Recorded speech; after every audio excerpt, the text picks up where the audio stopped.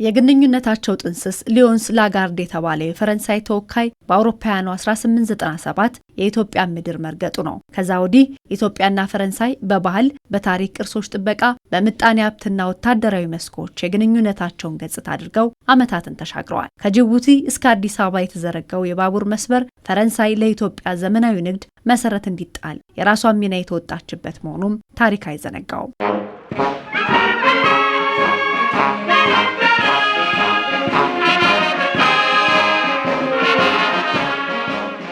ጠቅላይ ሚኒስትር አብይ አህመድ ወደ ስልጣን ከመጡ ወዲህ ኢትዮጵያና ፈረንሳይ ታሪካዊ ወዳጅነታቸውን ወደ ስትራቴጂካዊ አጋርነት ማሳደግ ችለዋል። በተለይ የጠቅላይ ሚኒስትር አብይ አህመድና የፕሬዝዳንት ኢማኑኤል ማክሮን የቀረበ ወዳጅነት ፈረንሳይና ኢትዮጵያ አሁን ላሉበት የላቀ ግንኙነት የራሱን አሻራ መጣሉን ዓለም አቀፍ ተንታኞች ምስክርነታቸውን ይሰጣሉ። ለዚህም እንደማሳያ ጠቅላይ ሚኒስትሩ ከለውጥ ወዲህ የመጀመሪያ አውሮፓ ጉዟቸውን ፈረንሳይ ማድረጋቸው ብሎም ከጠቅላይ ሚኒስትር አብይ አህመድ ጉብኝት የ6 ወር ቆይታ በኋላ ፕሬዝዳንት ኢማኑኤል ማክሮን ኢትዮጵያ መክተማቸው ፈረንሳይ ኢትዮጵያ የጀመረችውን የለውጥ ጉዞ ድጋፍና እውቅና ስለመስጠቷ አመላካች ነው። ኢማኑኤል ማክሮን የኔ የግል ወዳጄ ጓደኛዬ ናቸው። የኢትዮጵያ ወዳጅ ናቸው።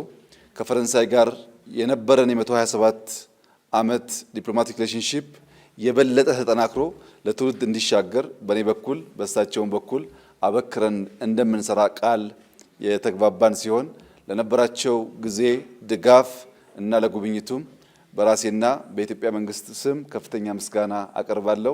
ባለፉት 8 ዓመታት የሁለቱ ሀገራት የዲፕሎማሲ ግስጋሴ ነው ተብሎ የሚጠቀሰው ከፖለቲካ ባሻገር ያለው የልብ ትስስር ነው። በ2011 ዓ.ም ፕሬዝዳንት ኢማኑኤል ማክሮን በአካል ተገኝተው የጎበኙትና ቅርሱን ከጉዳት ለመታደግ የገንዘብና የቴክኒክ ድጋፍ ለማድረግ ቃል የገቡበት የላሊበላ ውቅር አብያተ ክርስቲያናት አብነት ነው።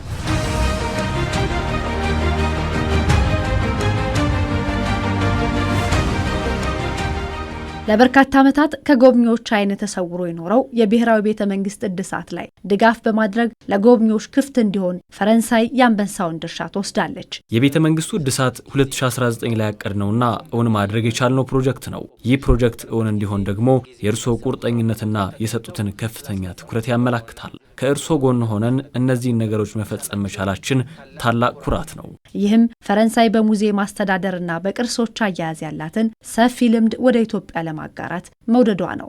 ኢትዮጵያም የፈረንሳይን ልምድ በመውሰድ ታሪኳንና ባህሏን ጠብቃ ዓለም እንዲያውቀው ሰፊ ስራ እየሰራች ነው። የዛሬ 5 ዓመት ፕሬዝዳንት ኢማኑኤል ማክሮን ሲመጡ አሁን ያለውን መልክና ቅርጽ የያዘ አልነበረም።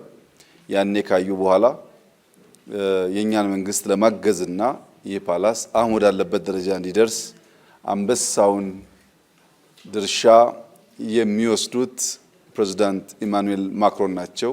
በዚሁ አጋጣሚ ያለኝን ከፍተኛ ፍቅርና አክብሮት ከምስጋና ጋር ልገልጽላቸው እወዳለሁ።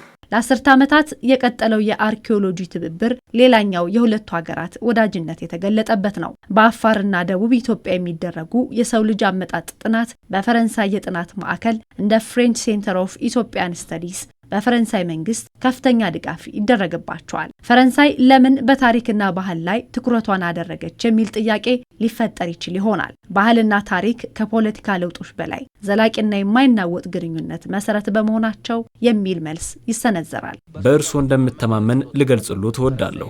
ፈረንሳይም በኢትዮጵያ ትተማመናለች። ለወደፊት የበለጸገ ሰላማዊ ሀገር ብሎም ቀጠናው ሰላም እንዲሆን ማድረግ የምትችል ኢትዮጵያ እንደምትሆን ከፍተኛ እምነት አለን።